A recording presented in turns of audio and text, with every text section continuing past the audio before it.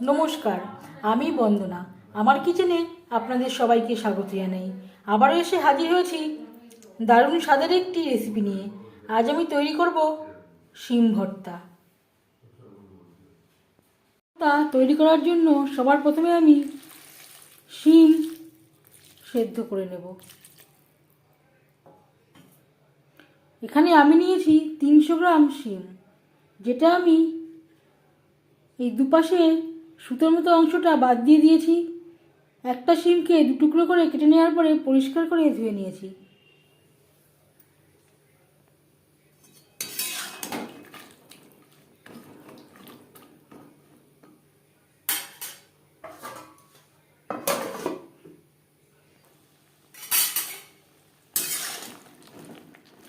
তিন চার মিনিট বেশ ভালো করে ফুটিয়ে নিয়েছি।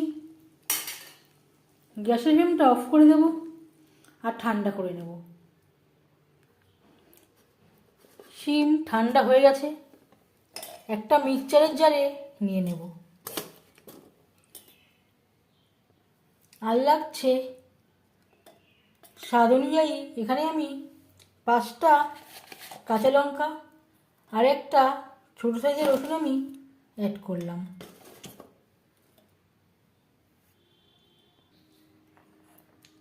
আর দিয়ে দেব শিম সেদ্ধ করার জল।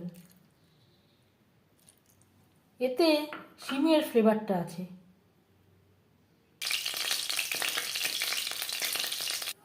তেল আমি গরম করে নিয়েছি, শিম আমি বেটে নিয়েছি। সবার প্রথমে আমি পেঁয়াজ ভেজে নেব আর দিয়ে দেব খুবই সামান্য পরিমাণে হলুদের গুঁড়ো। এতে পেঁয়াজ ভাজার রঙটা খুবই ভালো হবে। পেঁয়াজ লালচে করে ভাজা হয়ে গেছে। কিছুটা পেঁয়াজ আমি উঠিয়ে রাখবো।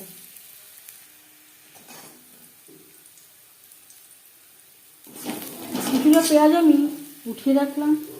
এবার দিয়ে দেব একটা টমেটো। টমেটো আমি স্লাইস করে কেটে নিয়েছিলাম। 1-2 মিনিট নাড়াচাড়া করে নেওয়ার পর দিয়ে দেব বেটে রাখা শিম।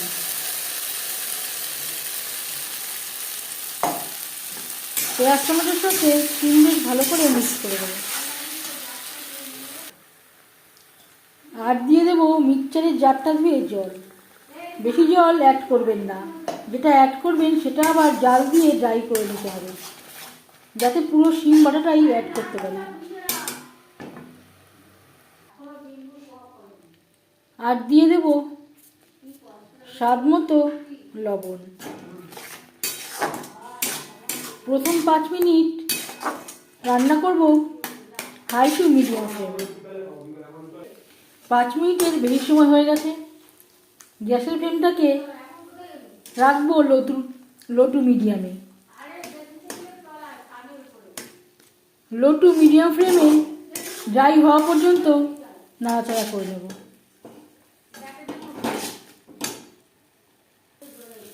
লো টু মিডিয়াম ফ্লেমে আরও 5-6 মিনিট নাড়াচাড়া করে নিয়েছি। একেবারে ড্রাই হয়ে গেছে, কড়াই থেকে ছেড়ে ছেড়ে যাচ্ছে। এই পর্যায়ে বুঝে নিতে হবে শিম ভর্তা রেডি। গ্যাসের ফ্লেমটা অফ করে দেব। ওপর দিয়ে দিয়েছি ভাজা পেঁয়াজ, যেটা আমি উঠিয়ে রেখেছিলাম। গরম গরম ভাতের সাথে সার্ভ করার জন্য শিম ভর্তা রেডি। এই শিম ভর্তা রেসিপিটি কেমন লাগলো অবশ্যই জানাবেন কমেন্টের মাধ্যমে।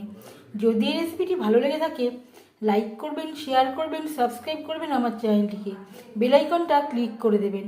যখন আমি নতুন ভিডিও আপলোড দেব তার নোটিফিকেশান সবার আগে আপনার কাছে পৌঁছে যাবে। আপনারা সবাই অনেক অনেক ভালো থাকবেন। এই ভিডিওটি দেখার জন্য ধন্যবাদ।